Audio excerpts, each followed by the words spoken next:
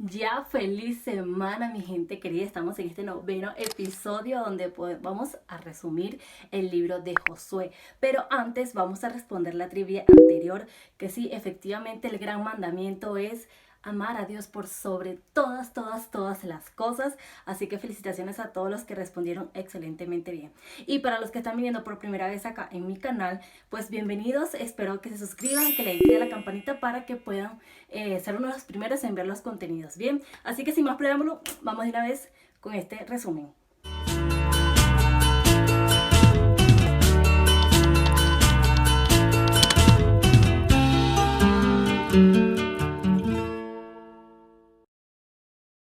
Muy bien, libro de Josué, este nombre significa Jehová es salvación.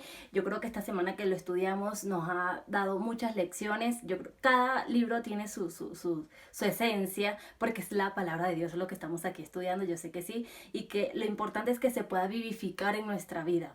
Bien, este libro hay una disyuntiva de quién lo escribió, pero ciertamente se dice que Josué lo escribió en el año 1930 a.C. o que fue Samuel mucho después, le habrán contado, le habrán narrado lo que había pasado y él fue quien resultó escribiéndolo, ya que Josué no pudo haber escrito su propia muerte, ¿no? Sin embargo, se estipula que Samuel lo escribió en 1050 a.C., pero según el comentario adventista se dice que fue escrito en 1405 y según la nueva versión 2000 de Reina Valera nos relata que es escrita en 1390 a.C. Entonces vamos a tomar en cuenta que fue Josué quien escribió y que ya al final lo escribió Samuel. Bueno, esto no es lo que nos queremos enfocar, pero era como para también aquí expresarlo o decirlo, mejor dicho, ¿ok? También fue escrito en hebreo, ¿recuerdan? Y además este libro hace parte de los 12 libros históricos.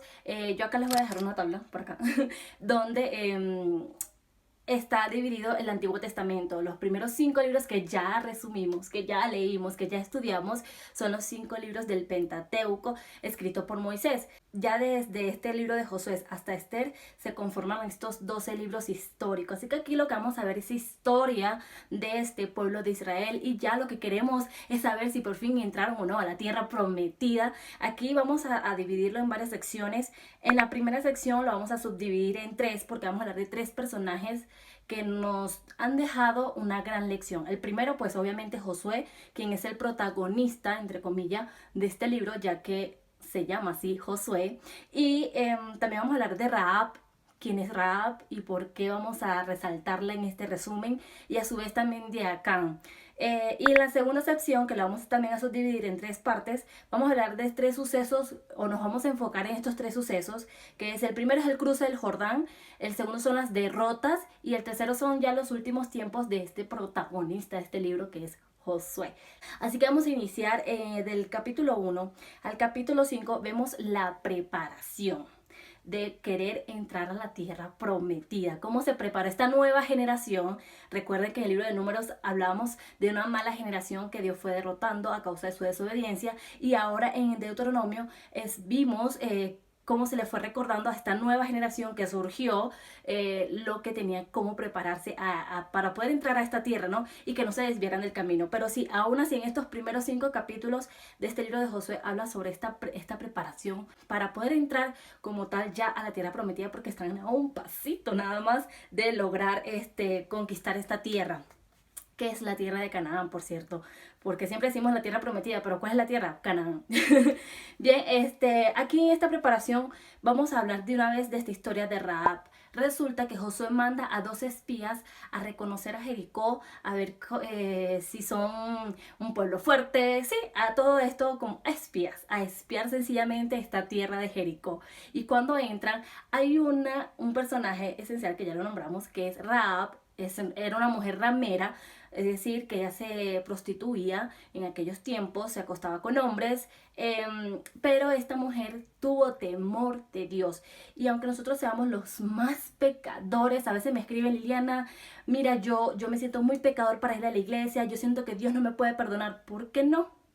Si el único pecado que Dios registra en su palabra que no puede perdonar es blasfemar contra el Espíritu Santo. Entonces, ¿por qué te sientes indigno de ir? Solamente arrepiéntete y sigue adelante. Y esta mujer Rahab, quien era ramera, tuvo temor de Dios, reconoce que Dios tiene poder, este Dios de este pueblo Israel, que hizo cruzar este pueblo por un mar rojo, destruyó en ese tiempo, en ese evento, a una gran cantidad del ejército de Faraón, o sea, y todo esto, y ella tuvo temor y su familia también. Así que esta mujer se apiada de estos dos hombres, los resguarda en su terrado, los esconde, y cuando vienen los soldados de Jericó, que ya sabían que estaban allí dos espías de Israel, entonces esta mujer dice, no, ellos vinieron, pero como era oscuro no los pude ver, se fueron. Mentira, lo tenía escondido en su terrado, y al irse estos soldados, ya luego ella los hizo descender por una cuerda, con una cuerda por la ventana, porque ella vivía justamente en el muro de Jericó. Ahora, ¿qué pasa antes de que estos soldados se vayan? Y por eso es que hablamos y le hago este énfasis en esta historia de Rahab, es que Rahab les hace una promesa, o les hace ¿cómo que? Un convenio, un negocio con estos dos espías por haberles salvado la vida, como quien dice, ¿no? Y les dice que tenga misericordia de ella y de su familia cuando vengan y destruyan Jericó, porque ella sabe y pues cree que Dios de los cielos, que aunque está con ellos, puede llegar a destruir esa tierra. Entonces estos hombres acceden a la propuesta, le dicen que coloque una cinta en su puerta, que cuando ellos llegaran y vinieran a destruir esta tierra, pues todo lo que esté dentro, las personas que estén dentro de su casa, se iban a salvar, más el que estuviera fuera de su casa no se salvaría. Y así entonces no caería, no caería la sangre de esta gente que no estuvieron dentro de la casa sobre la cabeza de ellos, sobre su culpa, ¿ok? O sea, que ellos no tuvieran la culpa.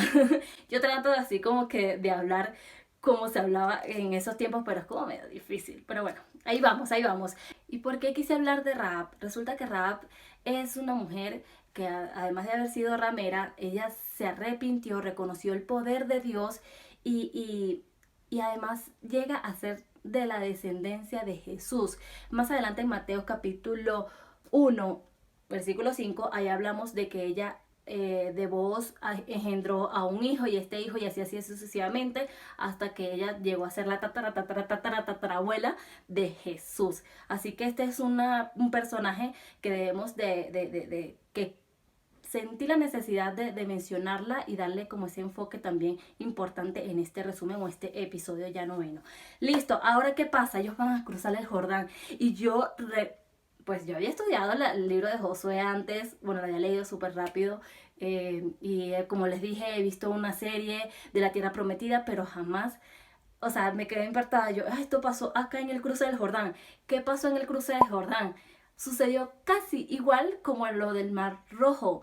Resulta que los sacerdotes que iban con el arca del pacto, al pisar sus pies el agua del Jordán, las aguas que descendían desde arriba se detuvieron, y estas aguas que descendían de acá, de abajo obviamente, se dividieron, y estos sacerdotes estuvieron en seco, en tierra seca, mientras todo el pueblo venía y cruzó el Jordán. Y ya luego de ellos volvieron y cruzaron. Y esto sucedió en este cruce. Yo digo, qué maravilloso cómo Dios se volvió a manifestar su poder, esos milagros. O sea, eso nadie lo puede hacer algo paranormal aquí en esta tierra. No, no es ficción, es realidad, solo lo puede hacer Dios. Qué maravilloso que Dios pudo haber hecho esto con el pueblo, porque no tenían como más opciones. Si nosotros nos vemos hacia los mapas, o sea, los caminos siempre iban rodeando las montañas, porque era muy difícil transitar, no habían caminos establecidos. Entonces, wow. De verdad que este cruce del Jordán, por eso lo quise también resaltar, porque vemos cómo Dios nuevamente vuelve a glorificarse en su pueblo, y para mostrarle a su pueblo que Él es el Dios de todo, el Dios todopoderoso, ¿no? Lo que para ti y para mí es imposible, para Dios es posible. Entonces, wow, magnificado y glorificado sea siempre Dios. Bien, ahora del capítulo 6 al capítulo 12 vemos la conquista de la tierra prometida. Por fin ya se prepararon, cruzaron el Jordán, y ahora van a entrar y a conquistar esta tierra prometida. ¿Cómo la lograron conquistar? Bueno, aquí vamos a hablar de un tema que pues de la historia de Josué siempre se nombra los cánticos, las vueltas que le dieron a la ciudad de Jericó, alrededor, ¿no?, del muro, porque esta era una ciudad muy fortificada, eran unos muros gruesos para que pudiera vivir en un muro, en el muro de Jericó. O sea, eran muros supremamente gruesos, que cualquier viento no lo va a venir a soplar, no lo va a venir a destruir, un martillo, no, un cincel tampoco, ¿no? Pero el poder de Dios sí lo logró hacer. ¿Y cómo? Pues bueno, Dios le ordenó a Josué que durante 6 días le dieran una vuelta a la ciudad.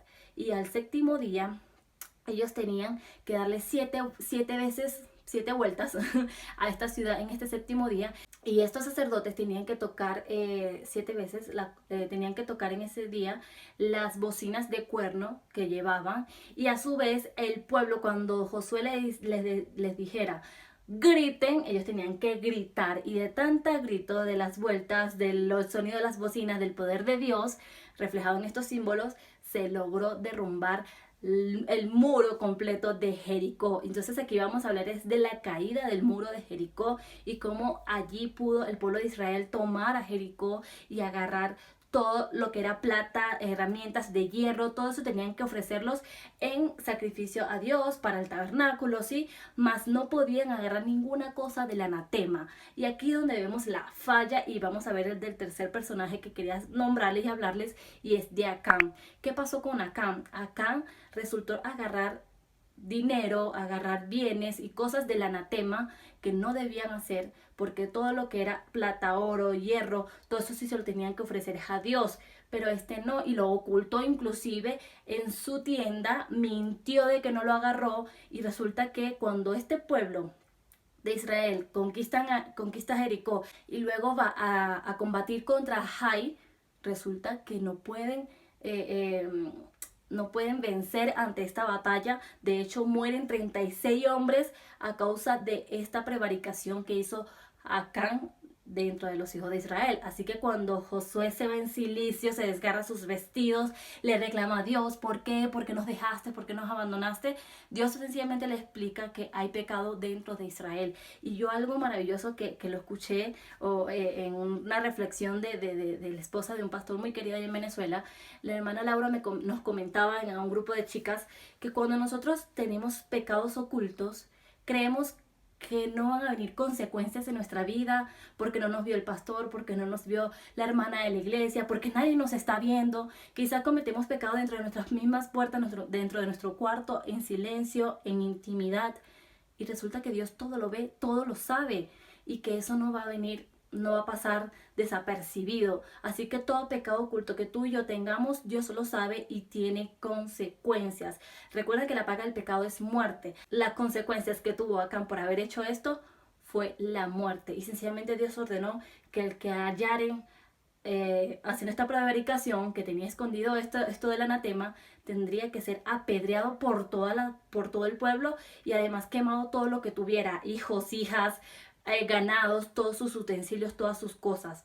Y resulta que cuando comienza a Josué a hablar por la tribu, de la tribu por la casa del padre, de la casa del padre, directamente le pregunta a Acán, entonces sencillamente confiesa que si es él, van y Josué manda a unos a buscar si de verdad eso estaba en su tienda, lo consigue, así que allí terminan apedreando a Esteban, iba a decir yo, ya esa es otra historia que vamos a ver más adelante.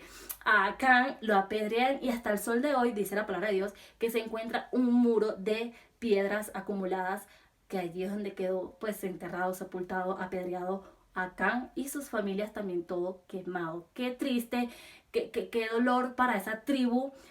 No recuerdo cuál era la tribu, ya la voy a buscar.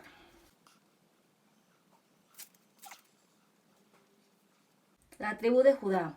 Y dice, vamos a leerlo, en el capítulo 7, versículo 17, dice: y haciendo cercar a la tribu de Judá fue tomada la familia de los Zeras, y haciendo luego cercar a la familia de los Zera por los varones fue tomado Zabdi, hizo cercar su casa por los varones, y fue tomado Acán, hijo de Carmi, hijo de Sabdi, hijo de Sera, de la tribu de Judá.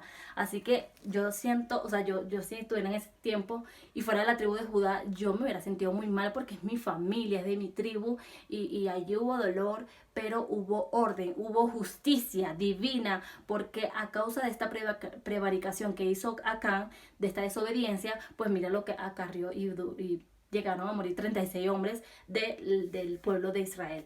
Bien, acá es una historia donde podemos aprender que nada que nosotros hagamos va a quedar sin, ¿cómo decirlo?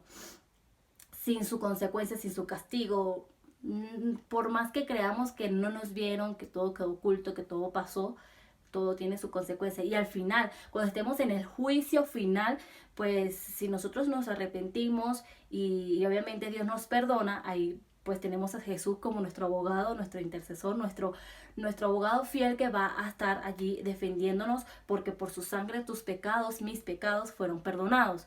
Pero si no te arrepentiste, si seguiste haciendo tu vida y ocultando tus pecados, o mejor dicho, o peor, como quien dice, ya exponiéndolo libremente de que, bueno, yo peco y ya, porque eso pasa, también caerá consecuencia.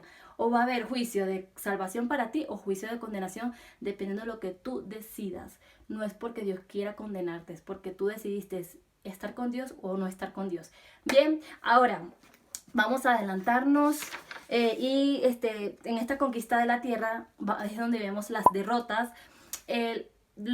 Josué logró derrotar ya después de esto, qué maravilloso, que fíjense que ya después de haber sacado lo malo dentro del pueblo de Israel, porque así lo declara Dios en su palabra, ahora sí, cuando van nuevamente a querer derrotar a Jai, lo logran hacer. Y lo maravilloso que podemos ver aquí es que fueron con astucias, hicieron emboscadas, se fueron hacia el occidente de Betel, si mal no recuerdo, y hicieron verlos de que iban, y cuando venían este pueblo de Jai, ellos huyeron haciéndose pasar porque estaban huyendo de la batalla, y esto dice, bueno, vamos y salgamos y acabémoslos porque estos están huyendo, no tienen tantos soldados. Mentira, en los otros extremos, cuando todo este pueblo de Jai sale, estos soldados armados y todo, atrás supuestamente del pueblo de Israel, los que estaban a los laterales o a los extremos lograron tomar la tierra de Jai, y así pudieron tomar las mujeres, tomar todo lo que tuvieran allí. Y estos, cuando ya vieron que estos fueron tomados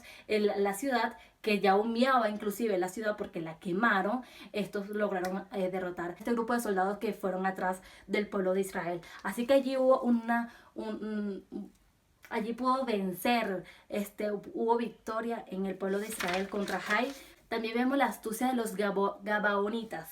Estos Gabaonitas eran vecinos de Israel, o sea, vecinos de allí de Jericó, que también por ende son enemigos de Israel.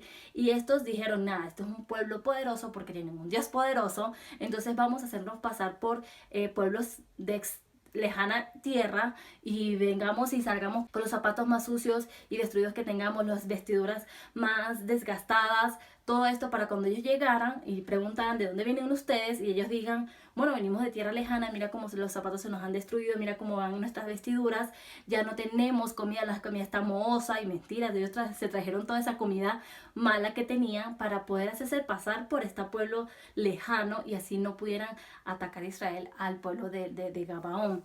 Pero ¿qué pasa? Para Dios no hay nada oculto, lo que vuelvo y repito, y este pueblo de Israel se llega a enterar que ellos son vecinos de Gabaón, y entonces, claro, ya le habían hecho la bendición. Entonces lo que hicieron fue destinarlos que iban a ser siervos, que iban a ser los cortadores de leñas y los que iban a sacar aguas de los pozos. Así que Israel les perdonó, les preservó la vida, pero a causa de que fueran ahora siervos de Israel. Claro, ya después los otros pueblos que son también enemigos de Israel, a enterarse, empiezan a hacer alianzas. Aquí vemos dos alianzas que se hizo. La primera es la de los amorreos. Les voy a nombrar aquí rápidamente. Adonisedec, rey de Jerusalén; Oam, rey de Hebrón; Piriam, rey de Jarmut; Jafía, rey de Laquis; y Debir, rey de Eglón. Estos se unieron y combatieron contra Gabaón, porque bueno, los los traicionaron, estos vinieron y se aliaron ahora con Israel, y resulta que estos gabaonitas le solicitaron a Israel, a Josué, que por favor los ayudara a combatir a estos 5 reinos que vinieron contra ellos, y Josué efectivamente con sus soldados, hombres de guerra, fueron y lograron derrotar a estos 5 reyes, a su pueblo, a su grupo de soldados. Pero estos 5 reyes se escondieron en una cueva en Maceda, y cuando vienen y lo encuentran en esta cueva, vienen y los matan. O sea, Josué dice, pongan el pie en sus cuellos, los matan, los dejan colgados en el madero, y antes que cayera el sol en la mañana, vienen y lo vuelven a echar a esta cueva y tapan esta cueva, y hasta el sol de hoy se dice que está en esta cueva en Maceda, en una cueva en Maceda, se encuentran los cadáveres de estos 5 reyes. Ahora también vemos la alianza de la alianza de Jabín. En aquí volvemos a ver varios reyes que se unieron para poder combatir ahora sí directamente a Israel. Jabín, por ende, rey de Azor; Jobab, rey de Madón; al rey de Sinrón; al rey de Asaf, y a todos estos reyes que venían del norte, del sur, del occidente, de los llanos, del oriente, sí, al Ebeo, al Efereseo, al Jebuseo, al todo ese seo. Y cuando yo lo leo, yo, Dios mío, Señor, perdóname. Pero sí, estos se terminaban en seo, y estos se unieron para derrotar a Israel. Pero, ¿qué creen ustedes que pasó? No, tampoco pudieron derrotar a Israel, porque Dios está con Israel nuevamente. Mientras el pueblo no esté pecando, mientras el pueblo esté siendo fiel a Dios, Dios siempre va a estar allí. Cuando tú y yo le seamos fiel a Dios en lo poco, en lo mucho le vamos a ser fiel, y ahí es donde Dios se va a poder manifestar su poder en nuestras vidas. Entonces no dudemos del poder de Dios. Mira cómo llegaron a derrotar tantos reyes. Se habla aquí también en el capítulo 12 sobre las derrotas que hizo Moisés, de los reyes derrotados por Moisés y de los reyes derrotados por Josué. Fueron muchos reinos derrotados a causa del poder de Dios, porque Moisés, no hubo líder como Moisés, se registra en la Biblia y lo dice así, lo declara. Pero Moisés fue un gran líder que hizo que pudo derrotar tantos reinos, y luego de Moisés haber puesto en sucesor a Josué, también Josué lo logró, porque Josué tuvo siempre esa fidelidad, ese compromiso con Dios de, hey, Dios le dice, anímate, no temas, y Josué nunca temió y siempre fue y acudió a Dios, y ahí es donde se pudo manifestar el poder de Dios. Bien, ahora sí vemos del capítulo 3 al capítulo 22, vamos a ver el establecimiento que tuvo el pueblo de Israel en la tierra de Canaán, cómo fue dividida esta tierra. Allí ya lo pudimos leer, yo por no hacerlo tan largo el resumen no los voy a especificar, pero ahí lo podemos ver en estos capítulos. Lo que sí les voy a de una vez a resaltar es que de las 9 tribus y media de la tribu de Manasés, ellos fueron establecidos hacia el oeste de esta tierra de Canaán. Y lo que fue las 2 tribus, la tribu de Gad y la tribu de Rubén y la media tribu de Manasés, estos se establecieron hacia el este. Bien, ahora, ¿qué pasa con estas 2 tribus y media de Manasés? Con estas 2 tribus y media del pueblo de Israel. Estos, cuando llegan a este extremo del Jordán, que se establecen en su tierra que ellos mismos solicitaron, como les dije, ellos hacen y crean un altar para Jehová. ¿Qué pasa? Estos 9 tribus restantes y media que quedaron hacia el otro lado del extremo de la tierra, vienen y se enteran de esto y dicen, estos hombres están haciendo, estas tribus ahora están haciendo anatema contra Dios, van a venir a montar un altar, porque vamos y ataquémosle. Entonces van, y cuando se encuentran con estos, ellos le dicen a los príncipes que vinieron, y les dicen, nosotros hemos hecho este altar para que cuando nos digan nuestros hijos, es más, vamos a leerlo de una vez porque no quiero divagar o ¿cómo se diría? Distorsionar. No, tampoco. Siempre quiero decir las palabras técnicas, pero no me salen en el momento, y cuando practico y cuando voy estudiando la tengo la palabra bueno, pero en fin, ustedes siempre me entienden, ¿verdad que sí? Vamos a ir al capítulo 22 del libro de Josué, obviamente, y nos vamos a ir al versículo 26 y 27. Y dice así: Por esto dijimos, edifiquemos ahora un altar, no para holocausto ni para sacrificio, sino para que sea un testimonio entre nosotros y vosotros y entre los que vendrán después de nosotros, de que podemos hacer el servicio de Jehová delante de él con nuestros holocaustos, con nuestros sacrificios y con nuestras ofrendas de paz, y no digan mañana vuestros hijos a los nuestros, vosotros no tenéis parte en Jehová. Entonces era un conmemorativo haber hecho estas 2 tribus y media este altar, para que cuando viniera esta nueva descendencia que van a seguir surgiendo de este pueblo, pues dijeran que no tuvieran ellos parte. No es que no tuvieran parte, ellos sencillamente decidieron quedarse en ese extremo del Jordán, pero sí, Dios está igualmente con ellos. Entonces allí le perdonaron la vida y ya se solucionó todo, se aclaró todo, y bueno, cada quien se estableció en sus tierras.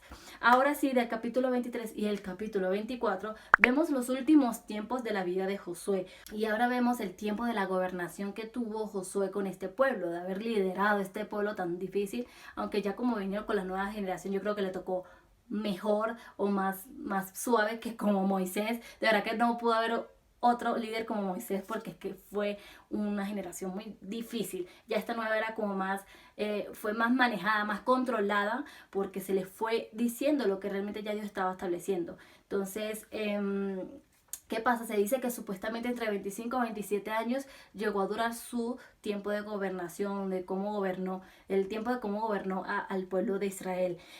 Muere con 110 años Josué, y es sepultado ¿en dónde? En Timnat Sera, en el monte de Efraín. También muere Eleazar, quien era el hijo de Aarón, recuerdan, que llegó a ser el sumo sacerdote, que llegó a ser el sacerdote, y este ha sido enterrado en el collado de Finés.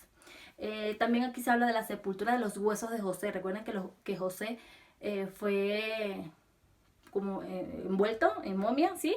Y porque esa era la costumbre de cómo se sepultaba a los muertos en Egipto. Y pues obviamente José fue gobernador de Egipto, tuvo que haber tenido un entierro, un momento de duelo, un momento de velorio muy especial y muy digno de como lo tenían en sus culturas. Pero los hijos de José, quien era Efraín y Manasés, ¿sí? ¿Se recuerdan? Ellos decidieron tomar los huesos y los venían trayendo y los sepultaron, lograron sepultarlo en Siquén, ¿ok? Esos son los últimos tiempos de Josué. Sencillamente fue un buen liderazgo, gracias a Dios, logró poder entrar a este pueblo, a que entraran y tomaran la tierra prometida, la tierra de Canaán. Y ahora más adelante, que vamos a hablar la historia de Jueces, este libro de Jueces, y también vamos a hablar del libro de Ruth. Van a ser 2 libros un poco bastante diferentes, porque es que el libro de Jueces tiene muchas historias. Yo no sé con cuánto tiempo lo voy a resumir, pero bueno, vamos a ver, pero los espero en el próximo episodio porque está súper genial. Ahora, ¿cuál será la trivia, Liliana? Tú siempre dejas la trivia a lo último, obviamente, porque queremos primero refrescar, primero queremos analizar, y para que pues vayan y refresquen y entonces contesten la trivia. Y la pregunta está fácil, ya yo se las dije la respuesta. Vayan y retrocedan unos minutos atrás y verán que sí se las dije. La pregunta es: ¿a dónde se estableció la 9 y media tribu de Israel? ¿Hacia el este, hacia el norte o hacia el oeste?